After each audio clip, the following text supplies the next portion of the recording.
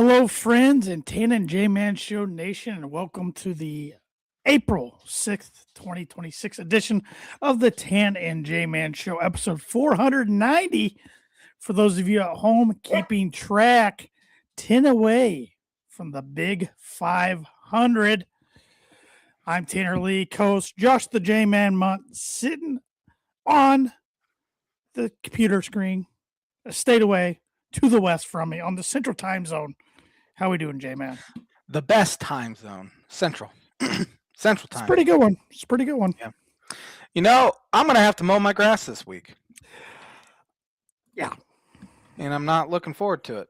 It's been a nice couple months on. I haven't mowed it since November, like mid-November, I think, is when I mowed it last. And we have gotten 5 inches of rain over the past 3 days here. So. Yeah, one next door neighbor mowed today. I think the other one's in the process. So now the pressure's really on me. Oh, to yeah. Get mine done. Oh, yeah.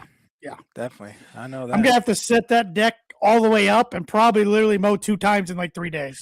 Yeah. Yeah. It is long.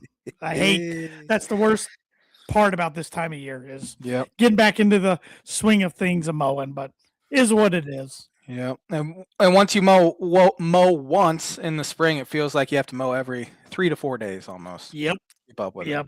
But the rain's been ridiculous, like you mentioned. So, yeah. I have a birdie bogey for you. And yeah, I'm scared because you hinted at this one being hard a couple weeks ago. So Evan's gonna be mad at me because I'm not doing that question again. Okay. I'm gonna do it next week. the next time I have birdie or bogey, which will be in will it even be time relevant by then? No, because it's an NCAA tournament question, but I feel like it'll be all right. All right. This is a Big Ten basketball question. David Mirkovich was, 7 points, 2 rebounds, and 5 assists away from becoming just the 6th Big Ten player since 1970 to have 500 points, 300 rebounds, and 100 assists in a season. Can you name the 5 guys that have done that? No. I can give you a hint too, if you want it. I'll think about it. All right, man. But birdie or bogey is brought to you by Jarrety's Place and Arlington Public House. Jarrety's Place, small town vibes, big time flavor. Jarrety's Place serves up fresh breakfast and lunch favors that keep you coming back for more. Arlington Public House has great cuisine, cocktails, casual atmosphere. Also located at 703 Main Street in Rochester, Indiana. Go check them out. Yes, and Arlington Public House is back open. They opened Thursday this past week. So you got Jarrety's open for lunch Monday through Saturday, breakfast Friday and Saturday, and Arlington for dinner Thursday through Saturday. They had a miso sea bass. It's a new menu item on the Arlington side. So, I'm a big fan of fish, so I might have to go check that out. And they have online ordering now for Arlington. Their full menu is now online, and you can order just with a few clicks. Once again, good thing that wasn't there when J-Man was very good. Very good. The ability to avoid talking to people was very nice for me once I moved. Still is. Still is. Right? Yeah, still is. But, yes. But man, we got a jam-packed show tonight. We're down to 2 teams in the NCAA tournament, Michigan and UConn. Michigan, who's making their 3rd national championship appearance in the last 13 years, by far the most in the Big Ten. UConn making their 3rd in the last 4 years. Yeah. They are a literal dynasty dating back to the late 1990s. Illinois put up a fight, lost to UConn. Arizona did not put up a fight, got blown out by Michigan. But I will let you take the floor here for a little bit and talk about your Illini. Yeah, it was a loss where if you're gonna losing like they did is okay. They just couldn't knock in shots. That was it. There was nothing like they didn't lose a heartbreaker like Duke did to UConn the week before. Didn't get embarrassed like Arizona did. So if you're gonna lose, I'm okay with the way they lost. And honestly, the loss hasn't affected me at all. Didn't even I didn't lose sleep over it. Nothing. And I'm grateful for that, because if it was a heartbreaker, I would have been thinking about that for for years. And also watching Michigan just destroy Arizona softened the blow a little bit too, because I'm like, I don't know, it would Till they turn around and lose tonight. Yeah, they probably rear its ugly head. No, they just. I don't think they came out nervous or anything, which I was worried about that, because they came out tight and nervous against Iowa in the Elite Eight. It got down 12-2. I didn't get that vibe from them, which I was happy for. They did get down 18-9 within the first 7 or 8 minutes, but then fought back and took a 22-21 lead and had multiple opportunities to extend that lead, and they just, again, could knock in shots. And I think a lot of it has to do with playing in a football stadium. Neither team shot very well. UConn, I think, ended up shooting 35% from the floor. Illinois was 35% from the floor. Difference was UConn knocked in 36% of their threes, as opposed to Illinois, who shot 23% from three. Those are, you flip a couple of those and you're probably winning the game. Very happy, obviously, with the way the season went. Making a Final Four run is huge. They said 40,000 Illinois fans in a 75,000 seat stadium. Obviously, you can fit in more in a basketball setting there at Lucas Oil, but the fan base showed out. They just didn't play very well. And credit UConn defensively. Their lowest 3-point totals over the past 3 seasons have been against UConn, all 3 of them. 62, 61, 52. And so Dan Hurley kind of has Underwood's number. And unfortunately, I don't think this UConn team is all that great either. Yet here they are in a national title game again. They obviously have haven't had the easiest path to get there. No. I mean, UCLA, Michigan State, Duke, and Illinois. They beat 3 Big Ten teams. So that's on their side going into tonight. I think they're 5-0 in the year against the Big Ten, if I'm not mistaken. That's more conference wins than some of the teams in the Big Ten had. Yeah. I mean, obviously Hurley's probably the best coach in the country at this point. Especially if he wins tonight, I think he'll cement himself as the best coach in the nation. If he wins tonight, he might cement himself on the Mount Rushmore of all time. Maybe already. Getting close. Yeah, which is crazy. And there's all this talk about blue bloods and all that. UConn's a blue blood. Yes, you cannot convince me otherwise. They can replace Indiana. People still consider Indiana a blue blood. They're not a blue blood. Not anymore. People can still say Duke's a blue blood. I'd have a hard time saying Duke's a blue blood because they've only won championships with one head coach. That's it. Mm-hmm. No one else. And they haven't won anything in 11 years now. Kansas, still a blue blood. Carolina, they're still a blue blood. And they hired a new coach today, and we can talk about that a little bit later. But UConn is the gold standard in college basketball, really this century, I'd even say. I mean, they've won how many national titles have they won this century? 5? Yeah. Or 6, 5 or 6. I mean, they won 99, but then since 2000, they won 04, 2011. Yeah, 14. 2014, and then those 2 last 3. Back. Yeah, so if they win tonight, it'll be 6 titles in 26 years. Which again is 24%, something like that, of the national title games in this century. And they've done it with 3 different head coaches: Jim Calhoun, Kevin Ollie, and Danny Hurley now. And for the most part, they do it with their own guys. For the most part. Yeah, they don't lose guys to the portal. They really didn't get a ton from the portal. They did get Terrace Reed 2 years ago, is a big part. Alex Caravan playing his 3rd Final Four in 4 years at UConn. I mean, all these guys have been there for a while, and they've won a ton of games. And the experience factor, I think, played a role in that. Sure. And they were able to make some plays down the stretch. Illinois would cut it to 4, and they'd come down and get to the free throw line. They only missed, I think, 1 free throw on the game.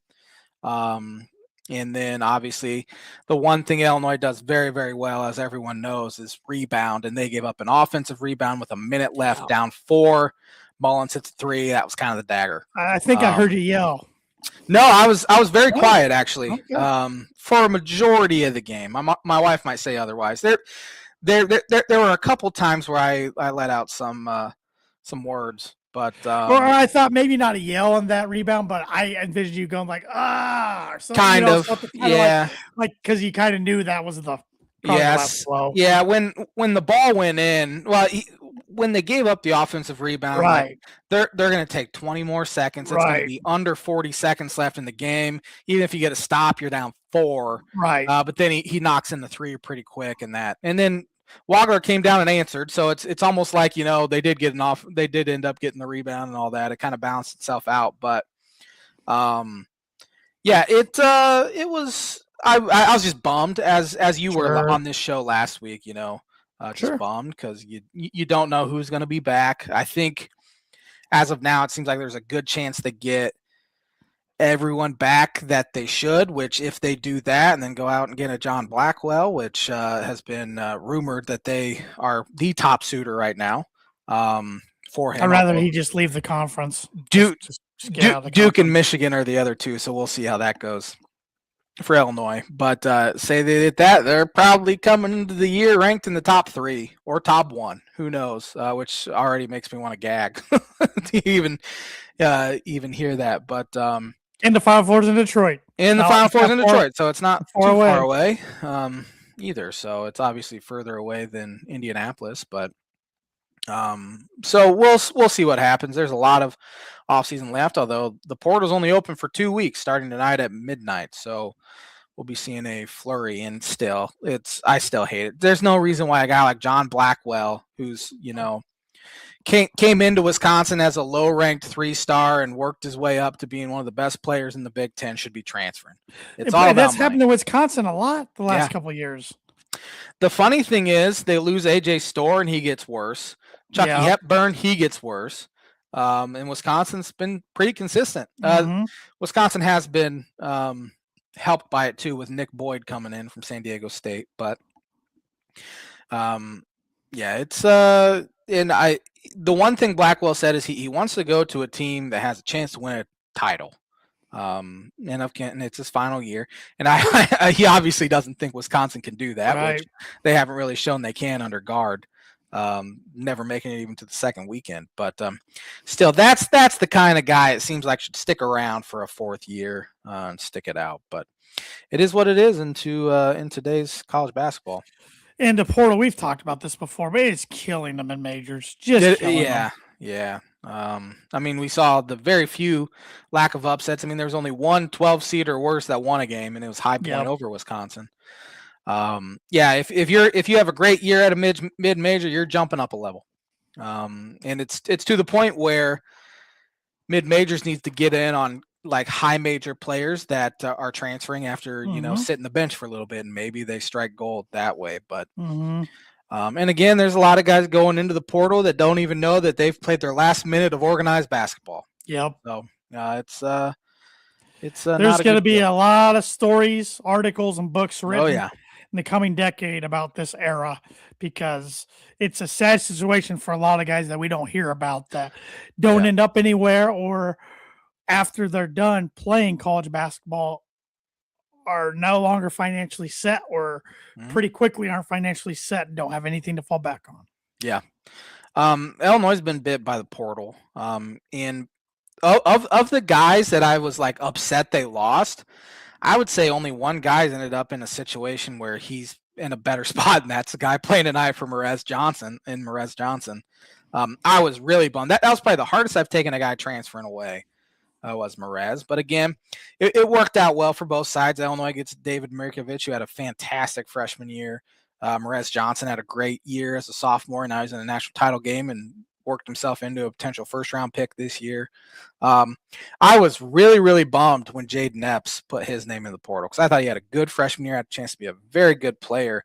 And he wasted away on 3 really bad teams, 2 with Georgetown, 1 with Mississippi State. So grass isn't always greener. Nope. It's really not. It's really not. And maybe it's more hopeful. I think within the next 5 years, there'll be regulations or some more guard guidelines and guardrails, and get this thing figured out a little more to make it more, even more balanced across the Yep. board, I guess, even though it's supposed to be balanced, but it's not. And we thought revenue sharing would help curb some of the money stuff, which it might have a little bit, but it hasn't curbed anything with the transfer. There was a guy that a lot of people were talking about.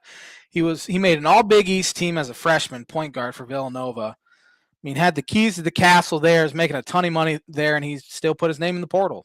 Yeah. Past couple days. So, and maybe he hates Kevin Willard, which a lot of people do. But Could be. Yeah. Well, there's other programs too that haven't been making the tourney. Like Butler's seen it a little bit, but like Notre Dame right now. Oh, they're shambles. ravaged. Northwestern. Northwestern, and there was a report or a quote, I should say. I forget who it was that put it out. Maybe it was Jeff Goodman. Said that a Big Ten coach, or maybe it was Trilly Donovan, said a Big Ten coach has told him, if you're not operating with a roster at least 12 million, you're in trouble. And then I read like a few days later, Northwestern can only run about 4 to 5 million. And they've been hurt. I mean, Arrington Page gone, Trey Singleton gone, 2 young guys that look like they had a ton of promise for Northwestern. And maybe it's time for Collins to maybe look for a different job somewhere. I could be wrong, but I have a tough time thinking Purdue's at 12 million. Yeah, I think I read that Illinois was at like 8 to 9 million this year. That's where I was thinking Purdue might tops at like 8, but that would be even stretching it maybe. I don't know. Obviously, you see teams like Kentucky that's very public, 21, 22 million, whatever like and then that. It's embarrassing when it's public and you get flame out in the second round. Yep. You still got to get pieces that fit together. And that's what Matt Painter's done a very good job of. Brad Underwood's done a great job. Dusty May's done a great job of. So, well, I think that's why Indiana fans are skeptical right now because they've spent a bunch of money past few years and it hasn't gelled. Yeah. And I saw a great conversation online last week about how they haven't had a good point guard since Yogi Ferrell. That was a decade ago. And a point guard's so important to your team and your program. If you can't get that, you're not going to have the other pieces fall into place. Yep. Just ask Johnny Gross. Instead of Jalen Brunson, we get Jalen Tate there in Illinois. And he's got a new job. He does, yeah. He left Akron, where he was making $800,000 at Akron, which I think he was the second highest paid coach in the MAC. Frank Martin was number 1 at UMass, 1.2. I didn't even know he was at UMass. Wow. Yeah. Travis Steele, who had the great year at Miami, Ohio, was only at about $400K, which is very good money, but it was lower end for the MAC. But yeah, Johnny Gross left for College Charleston, which obviously, I mean, you've been to Charleston, South Carolina. I never have. I've been to Akron, Ohio, though. It's a dump. Right. So going to Charleston, and you don't have to compete revenue sharing wise with football at college. Well, and you can win there. People have proven you can win there. And if you win there, then you get more eyeballs from some of the big boys than you would look at Akron. Yeah, Pat Kelsey, who's now at Louisville. He was at College Charleston. Chris Mack just took the South Florida job. He was at Charleston. So I remember 2 years ago that somebody was predicting Charleston to become the next Gonzaga on the East Coast Gonzaga. So we'll see if that ends up happening. But good for John. I thought he might get a bigger job, and I don't know if it's a massive upgrade to go to Charleston basketball-wise than Akron. Probably a little bit, but another step for him. And I mean, he's done a heck of a job at Akron, that's for sure.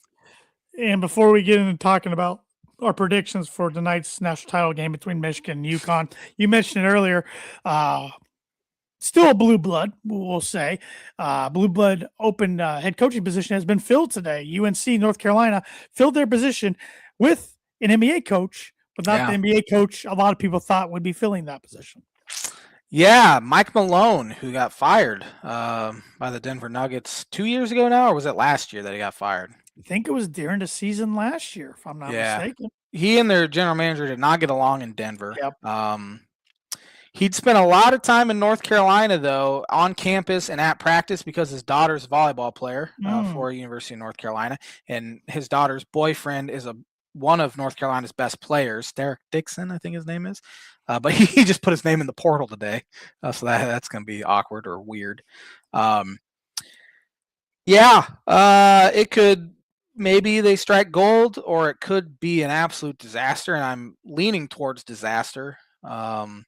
You don't see a lot of NBA guys come in and have success. Now, college basketball is way more like the NBA now, where every single good program anyway has a general manager, essentially, be able to go get players and scout and do all that and deal with negotiations and stuff like that. So he obviously won an NBA title. With a franchise who had never even been to the championship before he got there. They also had the best player in the world. That's what I was going to say. But they also, yes, and a very good team. Yep. It seems like they wanted Billy Donovan, but they panicked after Dusty May and Tommy Lloyd said no, and so they just hired a guy that was kind of already spending time on campus. Well, if Billy didn't want to give up on the Bulls, they were got to wait another week, and by then the portal's almost closed. Then you're back behind the wheel. So yeah, and the Bulls.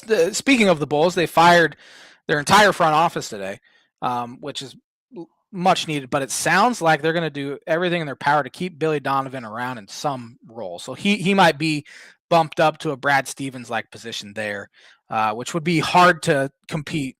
North Carolina wouldn't be able to compete with that. I mean, it's the Chicago Bulls. But I'm interested to see how the Malone situation, who hasn't coached in college basketball since 2000. So it's been 26 years. I didn't even know he coached in college. Yeah, so. He was like a grad assistant or a lowly assistant somewhere. It seems, I mean, North Carolina's kind of maybe not on its way out, but they're definitely not what they were.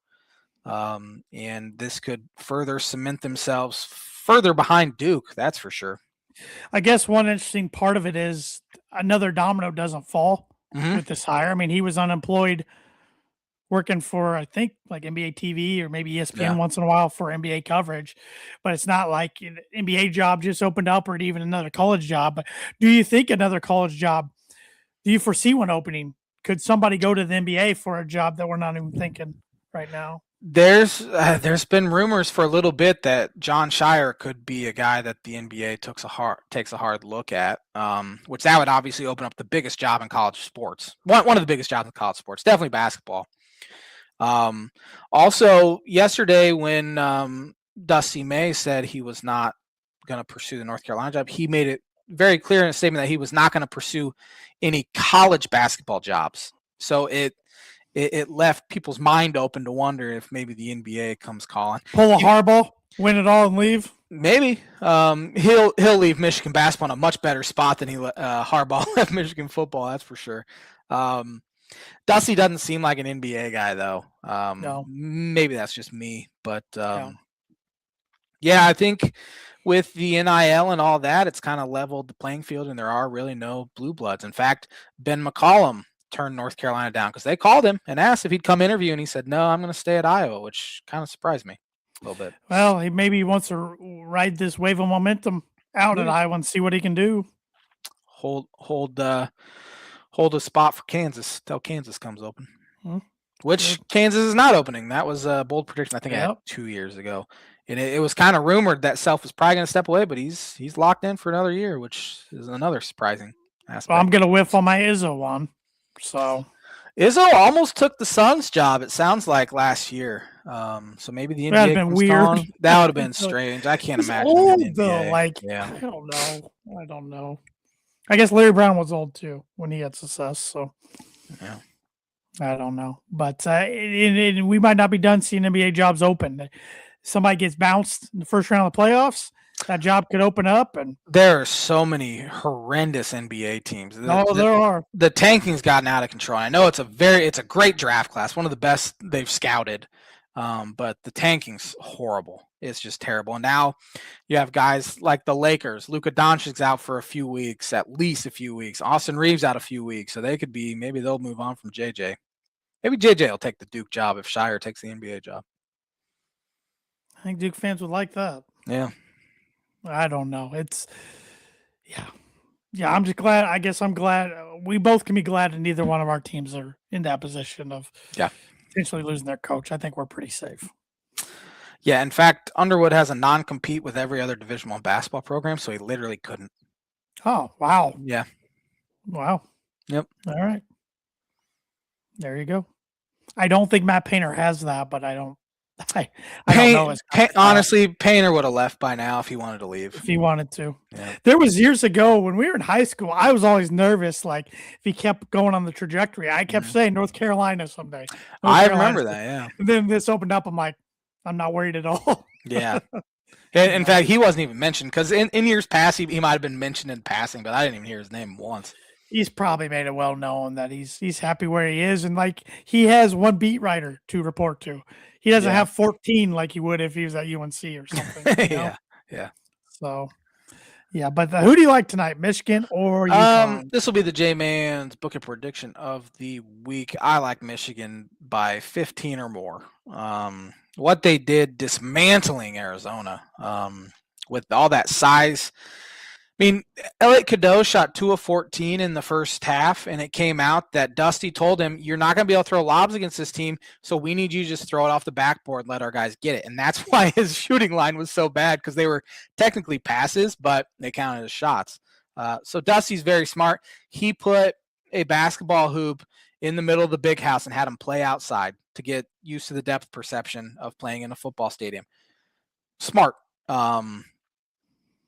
Yeah, give me Michigan by 15 or more. And that's part of the book it, too, that they win by 15 or more, not just that they win.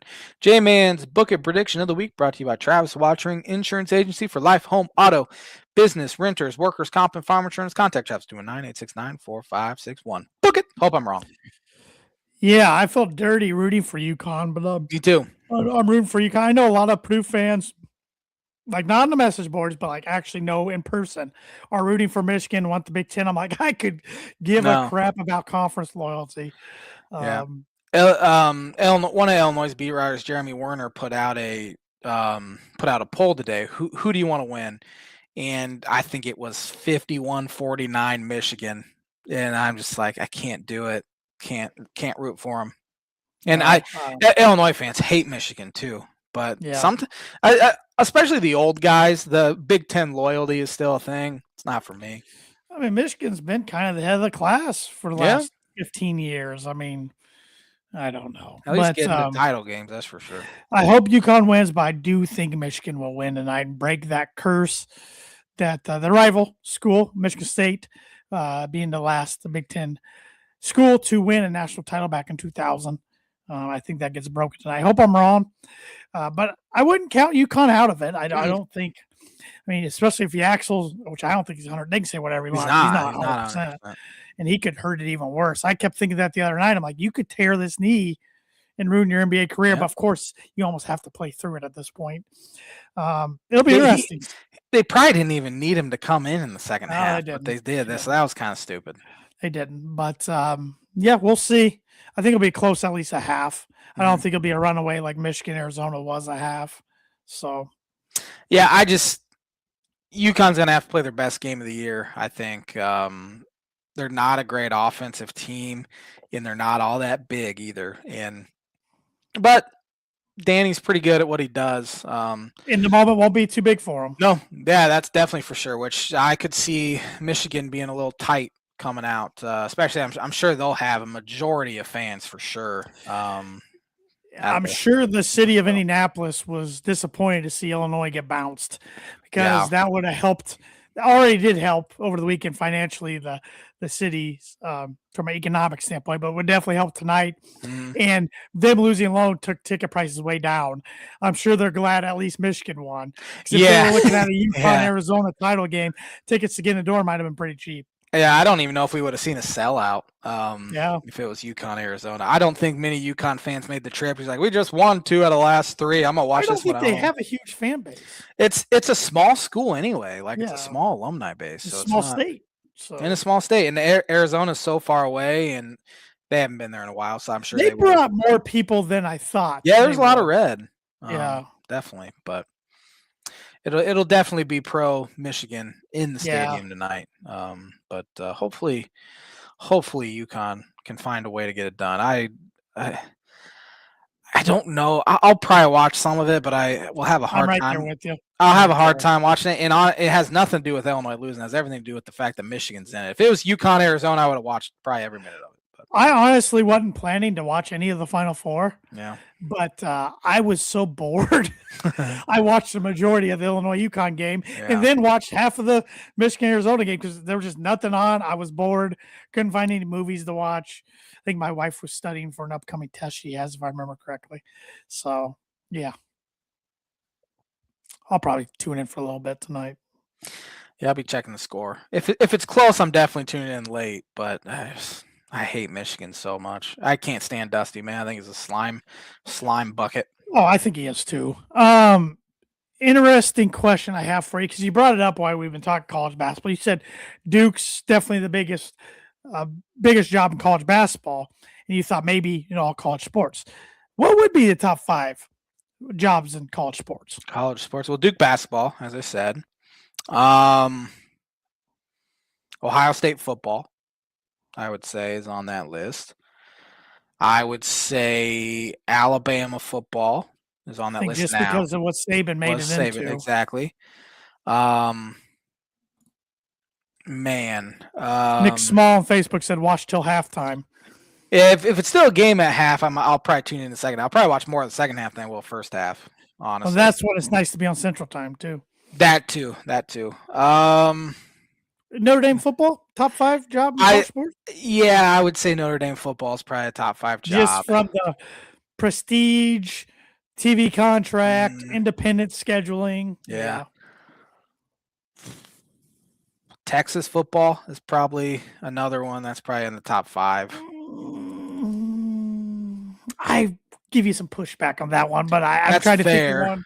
Trying to think of one to slide in there. I can't think of a basketball job. Maybe Kansas. Maybe Kansas. I don't think Carolina's there anymore. Maybe no, Kansas is basketball.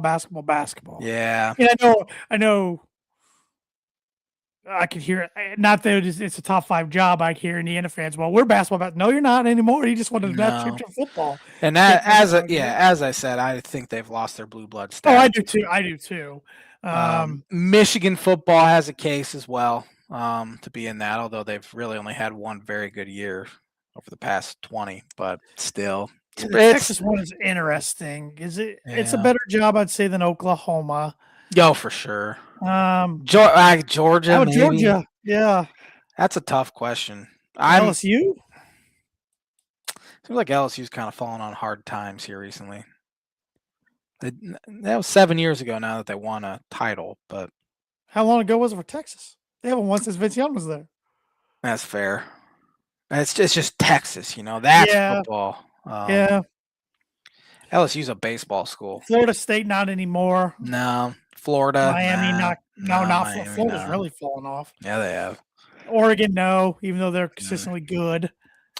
They've mainly been consistently good the past 15, 20 years. They didn't do a whole lot before that, I don't think. USC, if we would have been having this conversation 15 years ago, maybe. Sure. Yeah, those are probably. Not anymore. Yeah. I think Texas is the only one I could kind of push back on. But what about all the sports, like professional sports, your top jobs? Well, I think the Yankees still viewed as a top job. Definitely. They'll come with tons of pressure. Lakers. Definitely. JJ got it. I mean, it's Celtics. Lakers, Celtics, yeah. I think it's dumb, but some reason the Cowboys is viewed as it. I don't know why. They keep hiring idiots as head coaches, though. Is the Steelers a top job? I think they could have done better than Mike McCarthy if it was. I mean, it's hard to argue, though, with the longevity of their coaches within the organization. That's a good point. But it's much tougher to do it in professional sports. Oh, very. They change coaches out every 4 to 5 years unless you're the Pittsburgh Steelers. And you got to look at a lot of things. You got to look at like tradition. Green Bay's an interesting Green Bay Packers, one. Yeah, because they are so loyal. New York Knicks too, just because it's New York. It's more of a East Coast bias than it is anything. But not the Bulls though. That was all Jordan and Phil. All Jordan. Yeah. Yeah. Baseball, besides the Yankees, I wouldn't say any baseball. Baseball is just a weird sport. Yeah, it is. And even the Yankees haven't done anything since. I mean, they made one World Series since 09, but they lost it. They haven't even won championships since 09. But it's just so. When you get the historics in there, 27. I think the Cubs is top 5 job easily in baseball, maybe top 3.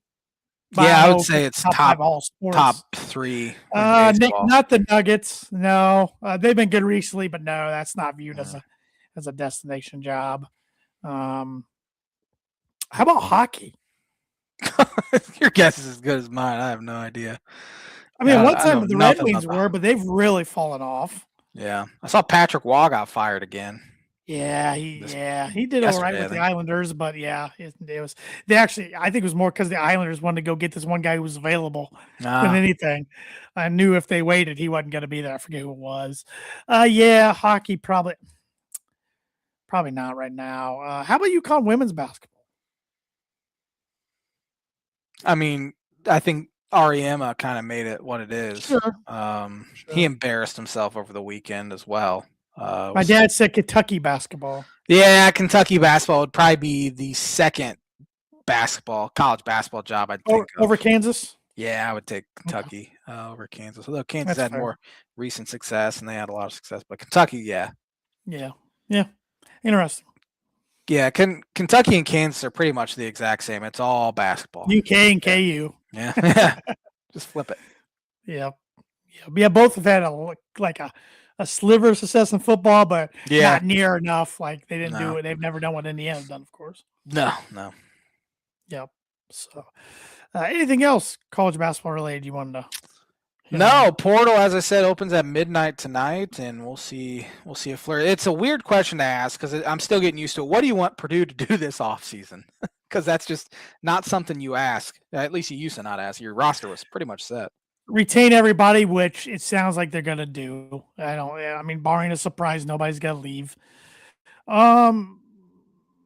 It doesn't sound like Oscar Clough's probably going to get granted eligibility to come back. I don't think he's going to fight for it too hard either. It's going to be one of those things. If they say no, he's going to move on. He's not going to fight for like the Tennessee quarterback and the Ole Miss quarterback. Yeah. How old is 24? Okay. Yeah. Or would be 24 next year. Yeah.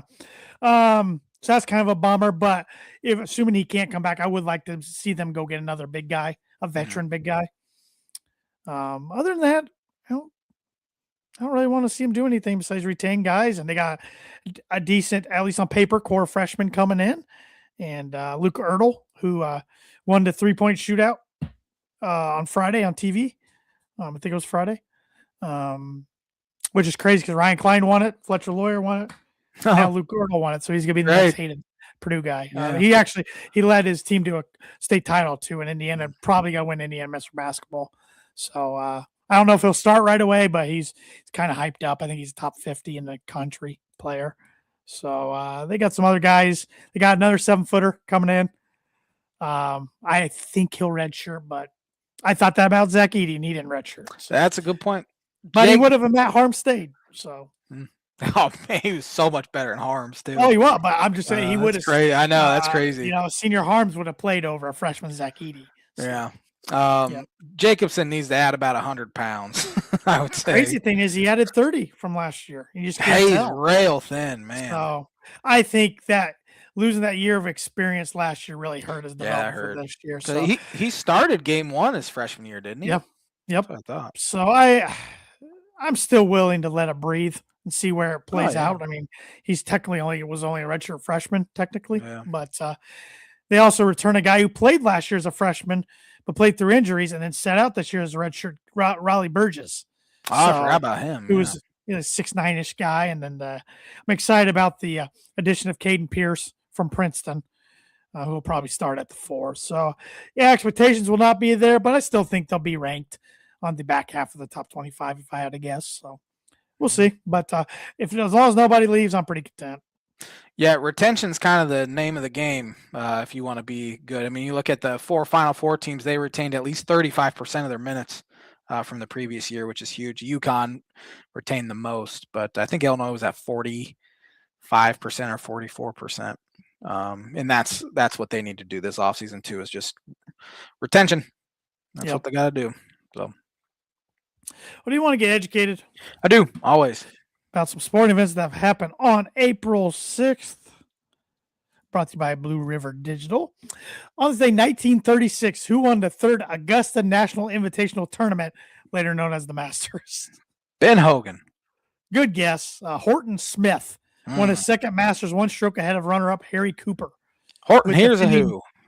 With the defending champion Gene Sarazen, third place. Who won the 8th Masters in 1941? Ben Hogan.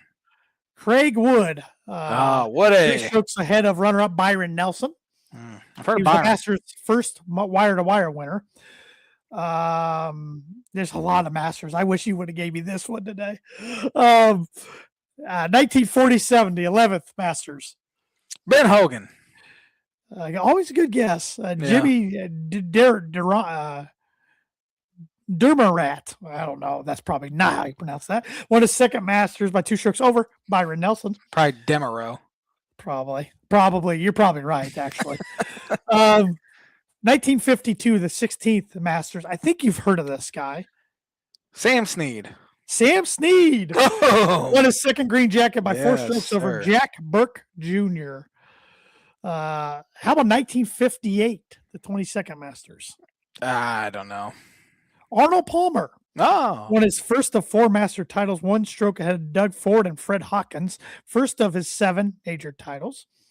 On this day, 1973, New York Yankee Ron Blomberg became the MLB's first designated hitter. He walked on 5 pitches from Boston Red Sox in a game with the Boston Red Sox at Fenway Park. Also on this day, 1973, Roberto Clemente had his jersey number 21 retired by the Pittsburgh Pirates. On this day, 1974, the Yankees played their first home game at Shea Stadium while Yankee Stadium was being renovated. They beat the Indians 6-1. On this day, 1977, the Kingdome opened as the Seattle Mariners lost to the Angels 7-0. Place used to get loud. I don't know if this is still the largest crowd ever to see a baseball game, but it was on this day in 1982 at the time, largest crowd ever to see a baseball game. Maybe this was just the state. In Minnesota was 52,279. I don't know. It says in Minnesota, so I don't know if that means in Minnesota. I think LA Dodgers hold more than that. Oh, even back then? Yeah. Okay. So it must have just been in Minnesota. Sure. That's weird. That's a weird, very specific one. On this day, 1992, the first game at Camden Field was played. So Orioles beat the Indians 2-0. Who won the 54th NCAA basketball men's championship on this day, 1992? 92, is that UNLV? That was Duke. Duke beat Michigan 71-51 to win back-to-back titles. First time for Duke and Coach K.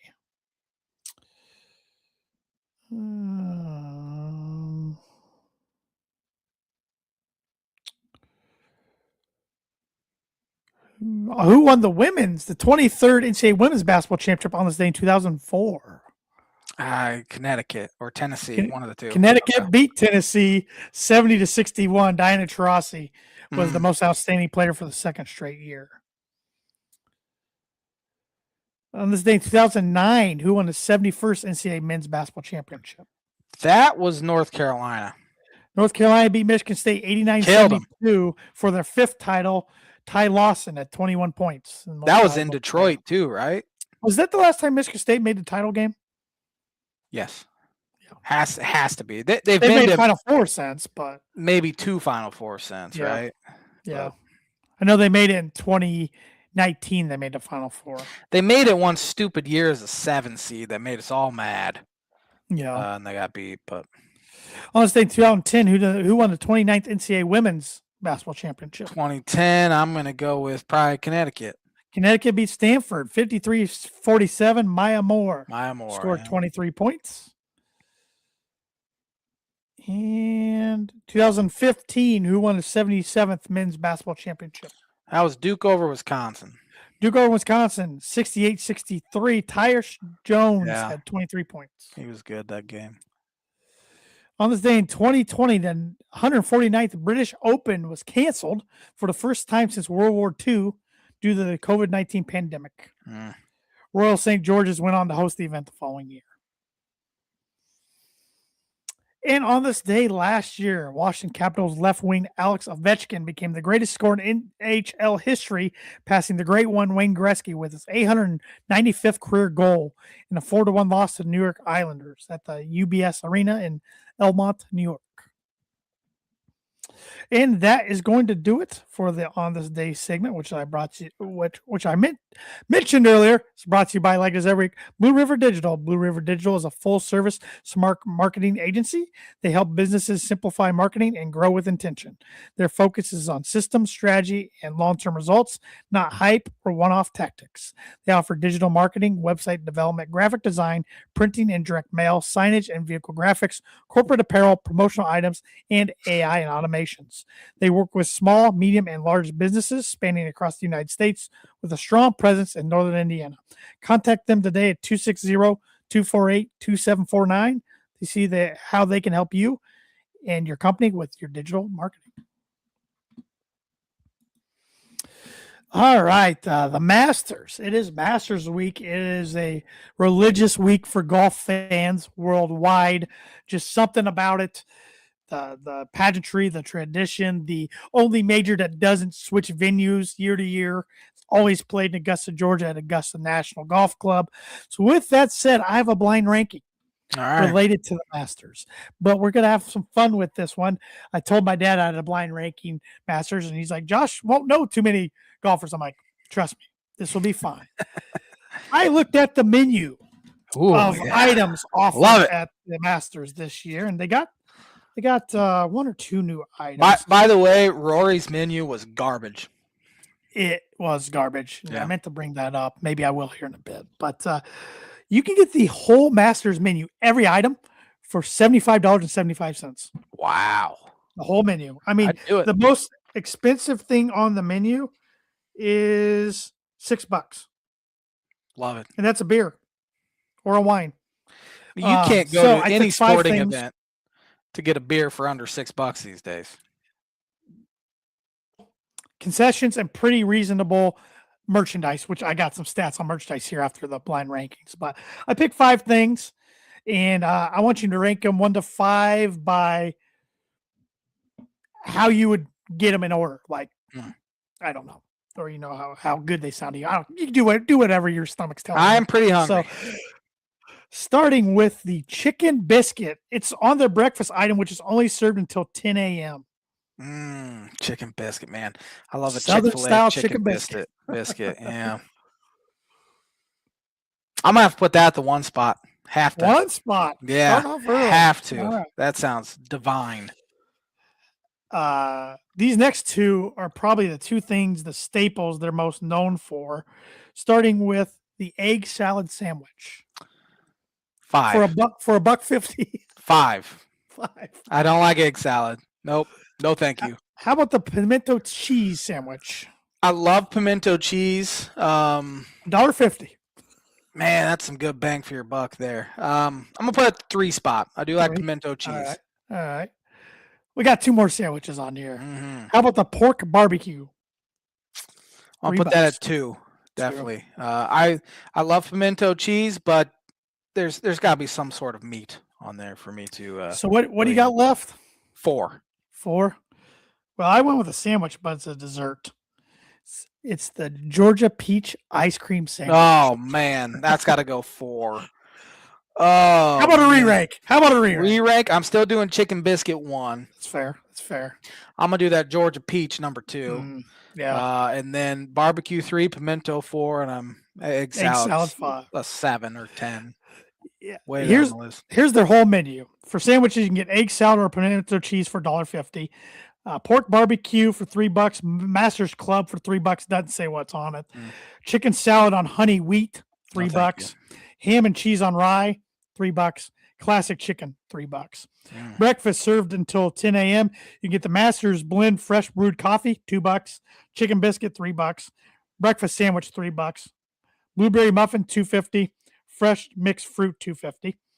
Beverages, soft drinks, $2. Bottled water, $2. Fresh brewed iced tea, $2. Crow's Nest, which I'm not sure what that is, but it has the Masters icon next to it, which there's only 4 things on the whole menu it has the icon next to, so it must be a some signature drink, $6. Domestic beer, $6. Import beer, $6. White wine, $6. Snacks, apple slices, $1.50. Chips, plain and barbecue. How are apple $1.50. slices $1.50, but a pimento cheese sandwich is also $1.50? You must get a lot of apple slices. Master's Candy Bar, which is new to the menu this year, $2.25. Southern Cheese Straws, $2.50. Cookies, $2. Georgia Pecan Caramel Popcorn, $2. And another one that has the Master's icon next with the Georgia Peach Ice Cream Sandwich, $3. Man, that sounds good. Georgia.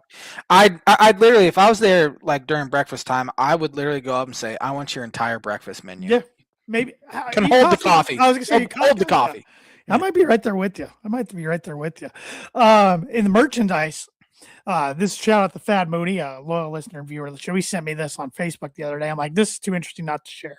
The Masters sells tons of merch every year, tons. Roughly year to year, it's about 70 million for the week. It's only open 7 days.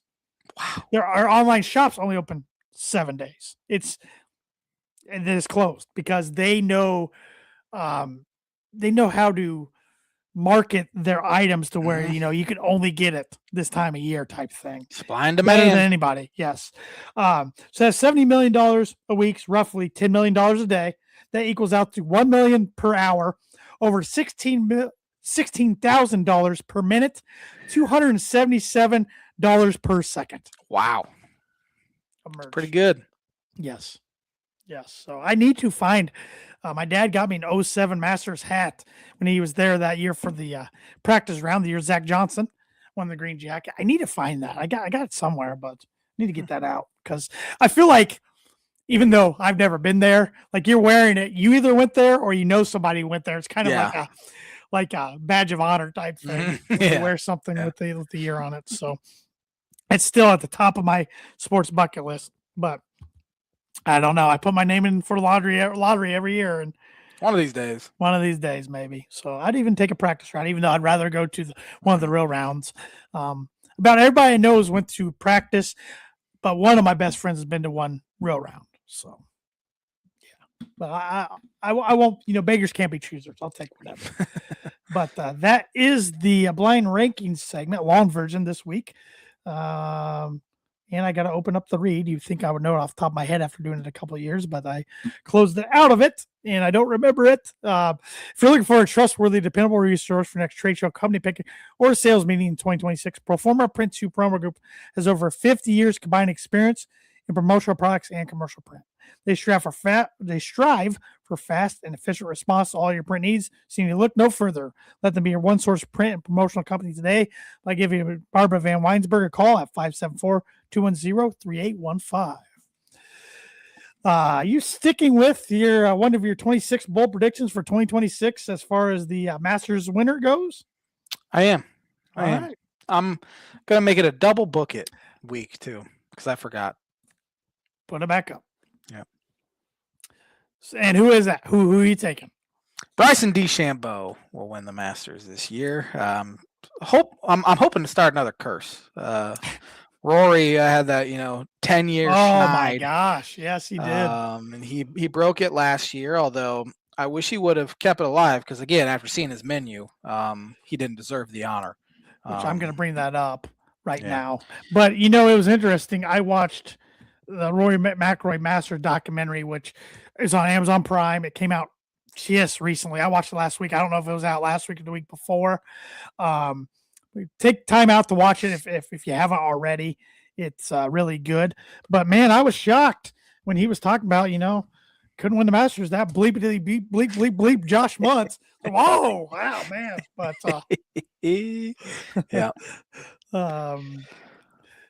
But Rory is fourth in the favorites. Bryson's third. Bryson has won multiple times on Live this year. I like his game going in. So we'll see. All right, got Rory's menu pulled up real quick. Appetizers, you got peach and ricotta flatbread. I'd try that. Rock shrimp tempura. No, thank you. Bacon wrapped dates. Nope. Grilled elk sliders. I'd try it. Yeah. First course, yellowfin tuna. I don't even know that Absolutely word. not. Something. We got Wagyu filet mignon as the main course. Yeah, do that. Seared salmon, which I like salmon. Dessert, you got sticky toffee pudding. I'd try it. Actually, this menu's not as bad as I thought it was after looking at it. Yeah. But I mean, that's not great, but I've seen some worse. I'm not going to try to pronounce the wines because then everybody better than Bubba Watson's menu. His was Bubba's terrible. was very, very simple. Tiger's from like 98 was still the best because he was like a kid practically. Yeah. It's like cheeseburgers and milkshakes. Like, that's up my alley. Yeah, no, that was his full menu. I was making sure I wasn't wrong. You know, the AI thing gave me that was his full menu that I read. So, yeah, we'll see. But you think Bryson will be serving the menu in 2027? I do. I hear you saying. Yeah. Scotty Scheffler's the betting odds on favorite. John Rahm second. Lives John Rahm, who's a stud within himself. I feel like he gets more pumped up for the majors now than he used to show everybody what he can do. Yeah. Since a lot of people don't see him week in, week out. Bryson's third. Rory's fourth. Ludwig Oberg is fifth. He's always a popular pick. Xander Schauffele sixth. Matt Fitzpatrick, who's been on fire, and Cameron Young, who's been on fire. They're tied for seventh. Tommy Fleetwood's eighth. Colin Morikawa, Justin Rose ninth. Robert McIntyre right behind that. No Tiger in the field, of course. No Phil Mickelson. He pulled out last week. Got some personal stuff going on with his family. He's only played once this year on Live, so hope everything's good with him and his family there. Brooks Koepka's about eyeballing at 14th or 15th on the favorites. It'll be interesting to see what Brooks does. But my pick, and I should bring up our friend of the pod, Aaron Lynch's pick, too, because he'd be mad at me if I don't. He said if it isn't Bryson or Xander, it'll be someone from the European Ryder Cup team. I am going with I'm going to go Justin Rose, maybe because I just want to see him get it done after losing in the playoff to Rory last year. Yeah. There's a lot of guys I wouldn't mind seeing get it done. Almost picked Robert McIntyre. Patrick Reed's a sexy pick because the way he's played on the European Tour, or the DP World Tour, I should say, this year. Jordan Spieth's a sleeper. If he got his putter going, watch out for Spieth, but it's been so long. I was going to say, it seems like we say that every single time. Justin Thomas is way down there in the betting odds. I'd be tempted to take him for about $10. See what happens. But I think it's going to be a good Masters. I think it's going to be a lot of fun. I hope you get your book at wrong. I'm going to be rooting for Bryson, but yeah, I don't know if there's anybody. I don't want to see Rory win it back-to-back years. I don't know if there's anybody else I'm openly rooting against, but my boy Ricky didn't make it again. 5 out of the last 6 years. No, he had a bad tournament last week. He had to win it last week. It wouldn't even matter if he got second. He played so bad on Friday. He missed the cut. So hopefully he can find his way in the PGA Championship, the U.S. Open, and the British Open. But we'll see. So I was gonna save some time for you to talk baseball, but we're almost out of time. Cubs can't pitch, can't field, can't hit. End the season now. Plenty of games left. 4-6. Plenty of games left. Bottom dwellers. Plenty of games left. Baseball season. They suck. Plenty of games left. I need to come up with some nicknames like Frank the Tank does for the Mets. He cancels the season after 2 games. So. Yeah, I know. He canceled the season midway through the first inning of the first game. Oh, yeah. It's funny. And then how he acts when they actually win a game. It's funny. Yeah, I know. He doesn't say much when they win. But he doesn't. Chewing on his glasses. But, at least he's consistent. And shout out to Frank the Tank for losing tons of weight. Oh, my gosh. It's pretty awesome. I would say he's lost half of what he was. I would say. And his levels, all of his levels have improved. Yeah. But shout out to him for being a consistently just pissed off sports fan between the Dolphins, the Mets, and the Devils. He doesn't waver. It's a rough life. And the Knicks now that except he doesn't talk about them so much, but he did switch allegiances from the Nets to the Knicks a few years ago. So. Yeah. Anyway, David Mirkovic came close to becoming the 6th Big Ten player since 1970 to have a season with 500 points, 300 rebounds, and 100 assists. Can you name the 5 guys that have done that? No. Do you want a hint? Yes. They have all happened within the past 16 years, at least. Okay. Denzel Valentine. No. Jeez. That's a good guess, though. You have a shot at getting a par, at least. I don't even want to guess anybody else because I'm going to, but I don't want to because it's going to be another no, and I'm just going to Braden Smith. I'm done. Done. Nope. Done. Muting myself. I'm even muting myself. I'm done. All of these guys were big guys. So your Denzel Valentine pick wasn't a bad guess, at least. Frank Kaminsky, one of them. Trace Jackson Davis. Biggie Swanigan. Draymond Green. And Ethan Happ did it twice. I should have probably got like 3 of those, but yeah. Nope. And I still have a college basketball question to go in 2 weeks. Yay. 5'9" Braden Smith was not on the list. I have no freaking clue. Thanks for watching the Tan and the J. At least I still have a 2-stroke lead. You do. For now. You do for now. We'll be back at her next Monday with another episode. Have a great week, everybody.